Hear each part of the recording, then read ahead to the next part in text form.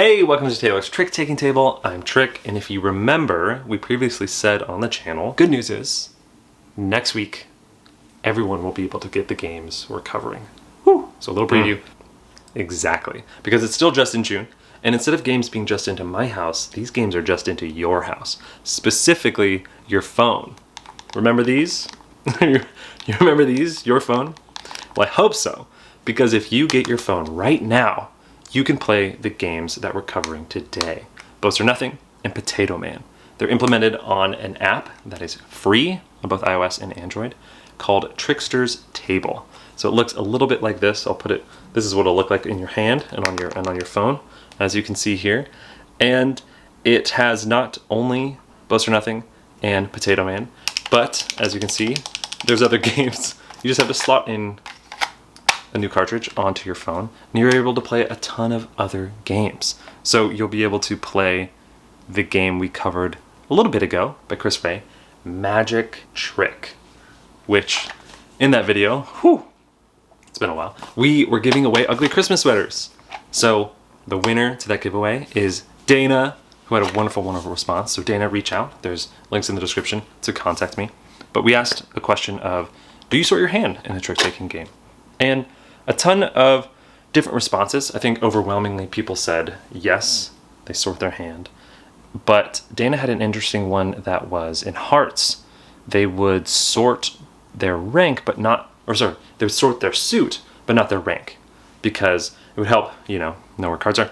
But then nobody knew whether it was the strongest one you played or the weakest or what, because they couldn't read where it came out from your hand. Really interesting. I like that nuance. So yeah, definitely reach out, Dana, if you want a copy of ugly Christmas sweaters. But before we go to the table, I did just want to show off, because I do have both games. So Boast or Nothing, one of the games we're covering today, is by Yeon Min Jun. And the hook is, I kind of call it my favorite intro trick taker, because it teaches so many interesting things. The kind of hook is, it's where every trick the trump changes. And it teaches new players things like what is trump, following suit, just normal trick play, counting cards, knowing when to take tricks, knowing when to avoid tricks. And I think it distills so many skills of trick taking into one beautiful, beautiful, very well, I'm rubbing it because it has like a linen finish, well done package. So we're gonna cover this, and then we're also gonna cover Potato Man. I couldn't find it. Potato Man by Gunther Bernharden and Wolfgang Lehmann. And the hook to this is, it's kind of the OG must not follow game. It is a classic. It's in the Hall of Fame of the Trick-Taking Guild on BGG. And it just has one of those classic takes on must not follow. I think it's, maybe I'm wrong, but it might be the first. I don't know. Trick-taking historians, help me out. Anyway, so we're gonna go to the table, and I'm gonna teach you Potato Man and Boast or Nothing using the digital app that is Trickster's Table by the wonderful Dan, by the way. So Dan has put in so much work, and there's new games coming out to it every day, every hour, every minute, every minute. They're coming out all the time. So definitely check it out. It's a wonderful, wonderful implementation of so many great games. There's the wonderful Yokai Septet at 2, which we also covered on the channel. So if you have watched a ton of videos, you might notice some of the games up there. And the AI is varied and interesting, and the card animation is amazing. And you know what? Just go check it out. Or watch the video and then check it out after if you want to learn how to play. Hey, let's go to the digital table. Before we go to the app, here is the deck of Boast or Nothing. I wanted to show it off because it has some of the best illustrations ever, but it's 3 suits with some pass cards depending on the player count, numbered 1 to 11, again depending on the player count. Here we are at the Trickster's Table beta page. We're going to play. So it'll load a list of the games here. We're going to first cover Boast or Nothing. So as you can see, it deals out the hand for a 4-player game. So players get 7 cards dealt. The 2 left over are face up. And as you can see in the top left, those 3 cards dictate the suit strength. So the blue on top is the strongest, which beats any yellow, and then yellow beats any red. We're going to have the first lead here. As you can see, we can tap on any one of our cards to lead it. Maybe we play the blue 2. The game is must follow. But if you want to, you can play a pass card, even if you could follow. That just means you're not going to win the trick at all.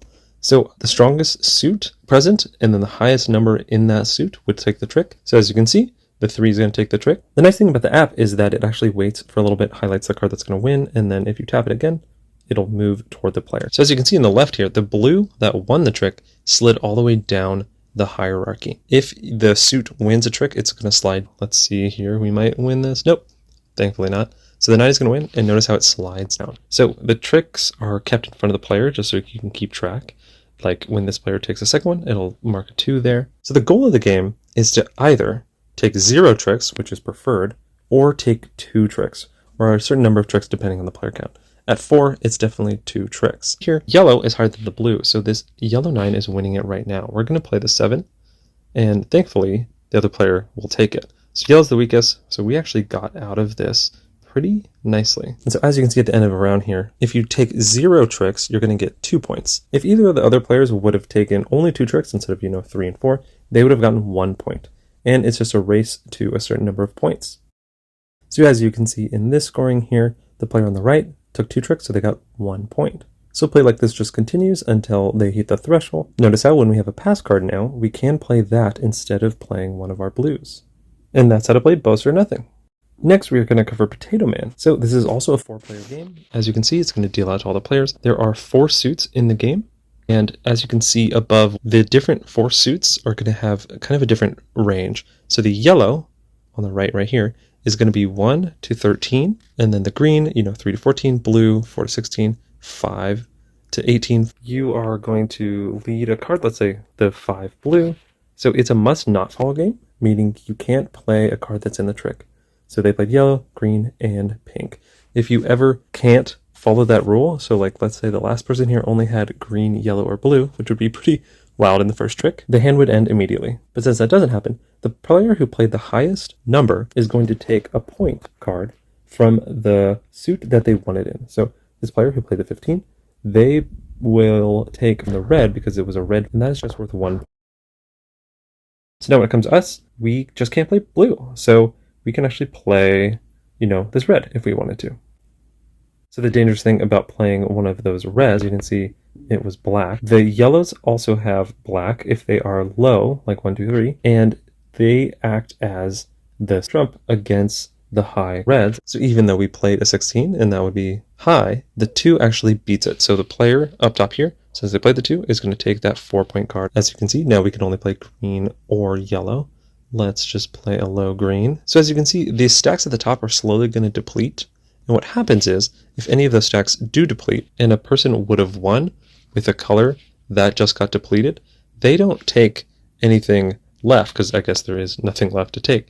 They're actually going to take one of the 5s on the right. Looks like before that could happen, this person up here couldn't follow suit. You just reveal your hand, you show that, hey, I can't follow suit because I have no greens in this example, and it ends the hand right away.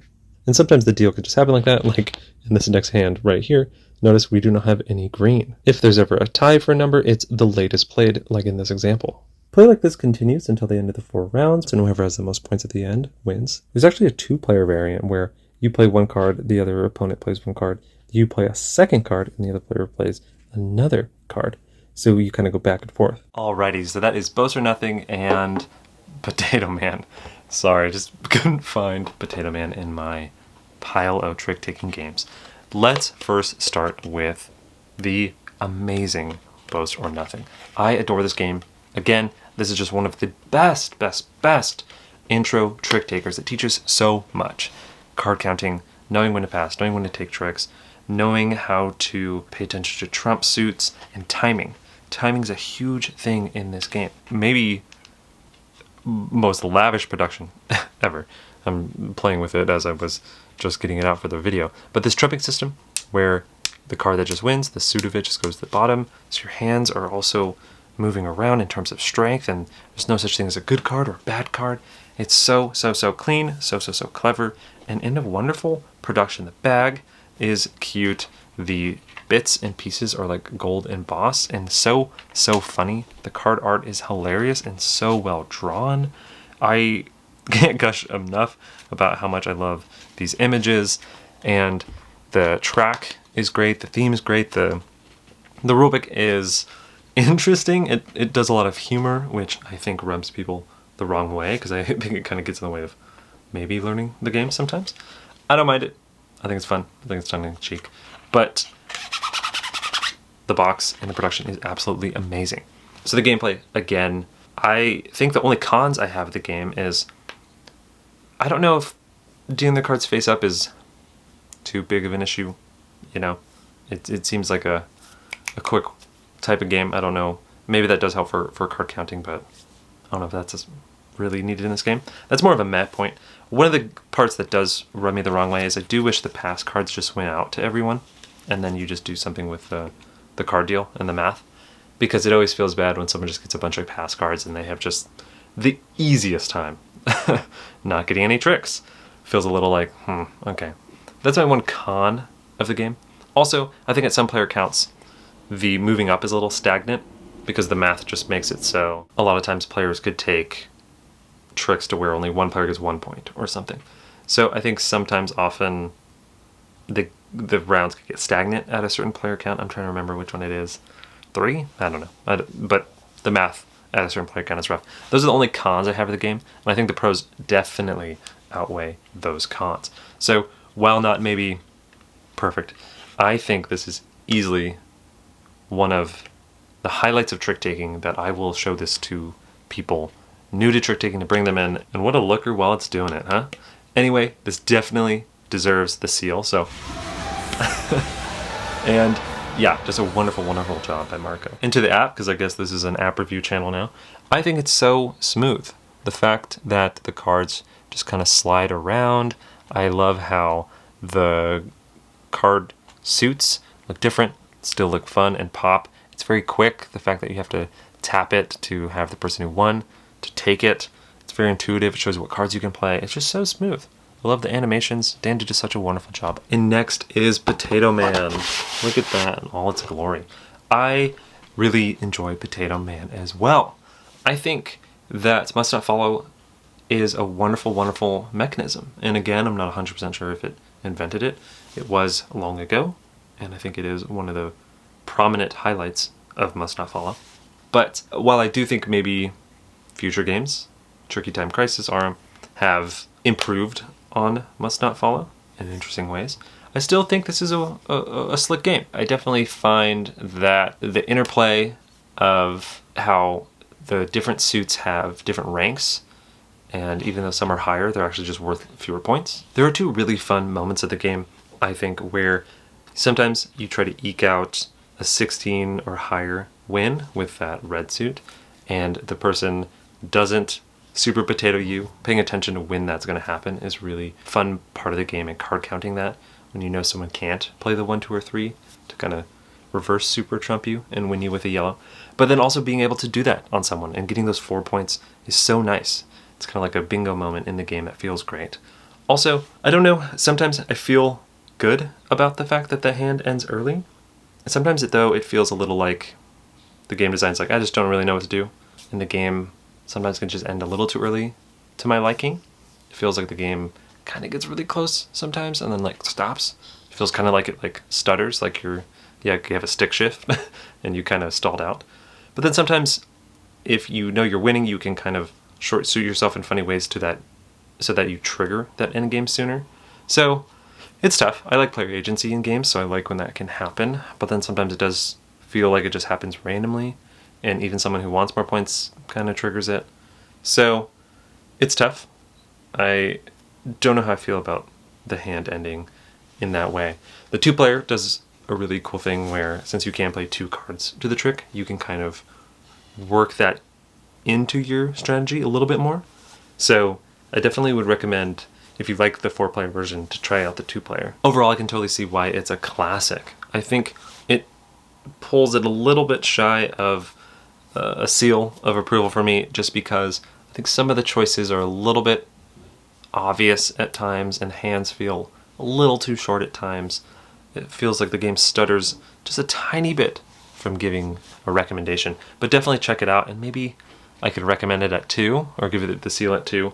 But I think at 4, I would just say it's a really good game, definitely deserving of like the Hall of Fame.